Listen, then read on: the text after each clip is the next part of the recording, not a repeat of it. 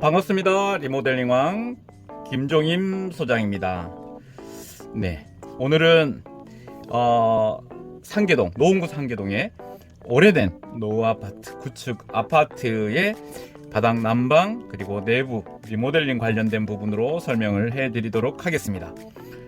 저희가 오늘이 2023년 2월 14일이 되겠습니다. 오늘 연락받은 곳은 주공아파트 24평형 구축 아파트가 되겠습니다. 저희한테 공사를 의뢰한 이유가 있겠죠. 의뢰하신 이유는 잦은 누수로 인해서 잦은 분쟁이 발생되고 또 이를 해결하기 위해서 여러 번 시도를 많이 했는데 번번이 다시 누수가 재발하면서 그 문제를 해결하기 위해서 결국은 저희한테 의뢰를 하게 되었던 것입니다. 이 누수의 원인은 제가 현장 가서 답사를 했습니다. 난방배관의 문제였습니다. 이게 1989년도에 준공된 노후 아파트다 보니까 난방배관의 재료가 동파이프로 되어 있습니다.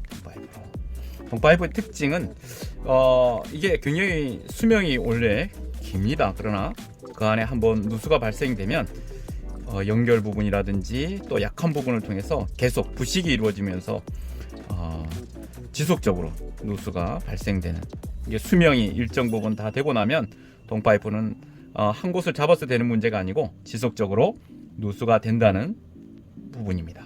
근데 이 안에 이제 배관도 마찬가지입니다. 여기에 온수라든지 또 냉수라든지 이런 다른 배관 라인들도 세월이 많이 지났기 때문에 배관의 부식 상태가 많이 진행됐다고 보시면 되겠습니다. 자, 그러면 이런 문제들 한꺼번에 해결하는 방법이 뭘까? 이런 누수 문제도 있고, 아무리 난방을 해도 몇십만 원의 난방비가 들어도 실제적으로 집에서 느끼는 온기, 즉 난방 효율이 극도로 떨어졌다, 이렇게 보시면 되겠습니다. 그래서 이 문제를 한꺼번에 해결할 수 있는 방식이 무엇일까?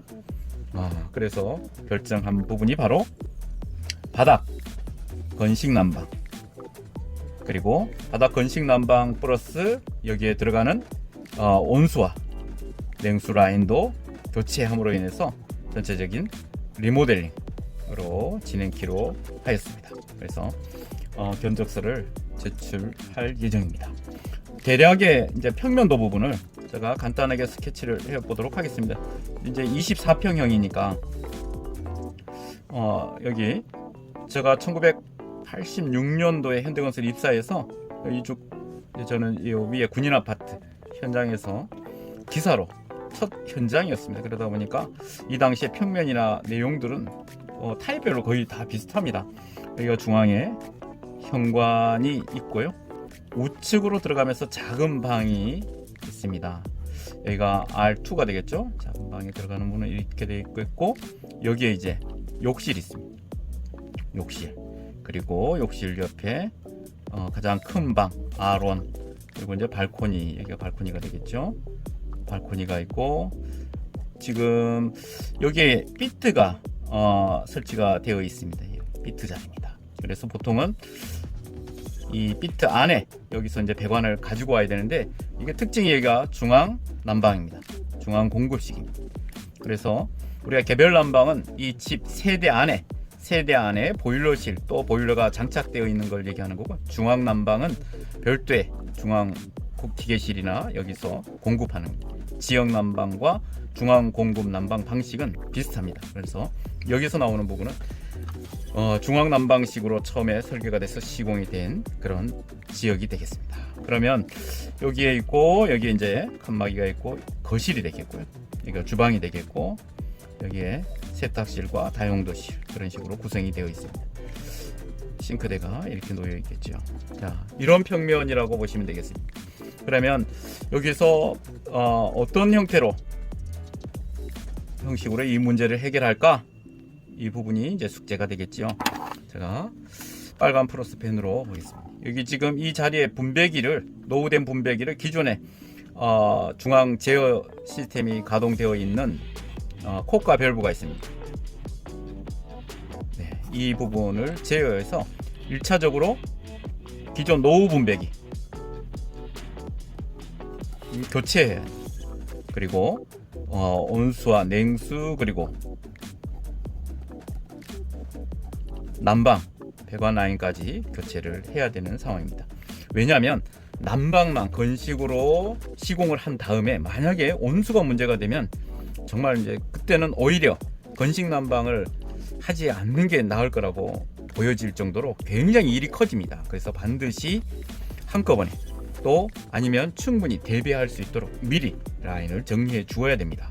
그래서 욕실의 온수와 냉수 부분을 정리해 주고 그리고 룸온으로 배관의 방식은 달팽이 방식으로 해서 처리하면 됩니다. 그리고 거실 이제 조언을 나눌 때 여기는 이제 24평이니까 실제로는 4개 존으로 나누면 됩니다. 1, 2 그리고 주방 3 그리고 마지막 들어가서 룸 2까지 해서 4개 존으로 해서 4구 분배기로 처리하면 되겠습니다.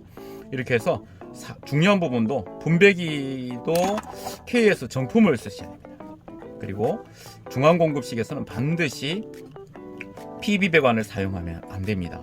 PB 배관도 물론 굉장히 강조립이 가능하지만은 가급적이면 PB 배관은 자제하는 게 좋습니다. 왜냐하면 일반 개별 난방에는 PB로 해서 분배기, 조인 모든 부분을 PB 배관으로 해도 상관은 없으나 중앙공급식에서는 이미 전체적인 기계실에서부터 발생된 그 압의 크기가 있기 때문에 가급적이면 우리가 이제 보통 사용하는 금속 주름관으로 하셔야 된다 이렇게 말씀드릴 수 있겠습니다. 그래서 전체적인 세대 내부의 리모델링 바닥 난방은 건식으로 근데 건식 속에 난방과 온수 그리고 냉수가 배관이 향후에 또 사용할 수 있도록 미리 아니면 이번에 할 때 한꺼번에 리모델링해서 처리하도록 그렇게 견적을 작성해서 오늘 제출하기로 했습니다.